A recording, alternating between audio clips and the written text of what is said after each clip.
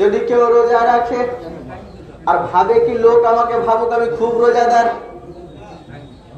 ধরেন রোজা আছে, মিসওয়াক করতে হবে, মিসওয়াক তো নিলে ঘুরতে মানে মাসতে মাসতে মাসতে মাসতে গোটায় পাড়ায় যাচ্ছে, রোজা রাখিস নি তো, তুই রোজা রাখিস নি, জিজ্ঞাসা করছে। মানে ওকে কেউ ঘুরিন জিজ্ঞাসা করে আপনি রোজা আছেন, তো বলবে যে জি আমি রোজা আছি। তো যদি লোক দেখানি ভাব চলে আসে, রোজা বরবাদ। নামাজ পড়েছে,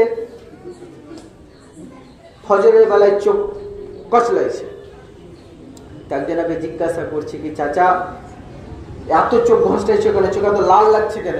বলছে আর বলিও না, রাত দিকে তাহাজ্জুদ পড়িয়ে তো তার লেগে চোখটা লাল হয়েছে। তোকে কে শুধাইছে তাহাজ্জুদের কথা? তুই এমনি বল বেটা ঘুম হয়নি ঠিকঠাক। তার মানে বলছে যে আমি তাহাজ্জুদ পড়িয়ে ফজর পড়তে এসেছি। বুঝতে পেরেছেন? তো লোক দেখানোর কারণে নামাজ বরবাদ হয়ে যায়।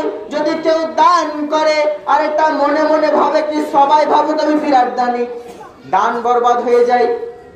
বুজুর্গানের দিনরা বলছেন এমন ভাবে দান করো যাতে ডান হাত দিলে বাম হাত টেরও না পায়। আর আমাদের ডান হাত তো দূরের কথা, গোটা দুনিয়ায় জানতে পারে।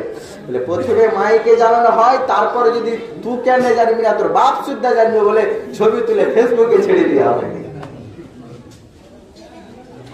তো দান যদি দেখিয়ে করা হয় তো দান বরবাদ হয়ে যায়। यानी প্রত্যেকটা ইবাদত, প্রত্যেকটা রিয়াজত যেটা লোক দেখানোর জন্য করা হয় সেই ইবাদত গুলো বরবাদ হয়ে যায়। কিন্তু এ মুসলমান শুনে রাখুন, যখন আল্লাহর ওয়ালির চেহারা দর্শন করেন তখন আপনার দেখানোর কিছু নাই। এই জন্য বলছে তাতে বেরিয়া, যখন তাদের জিয়ারত করা হয় যে নেকি হয় সেটা বেরিয়া নেকি হয়, তাতে কোনো রিয়া জড়িত থাকে না। যেমন দরুদে পাক যদি কেউ পড়ে সেটা বেরিয়া ইবাদত, বেরিয়া ইবাদত, কারণ তাতে আপনি নাই। আপনারা কি বলেন দরুদে?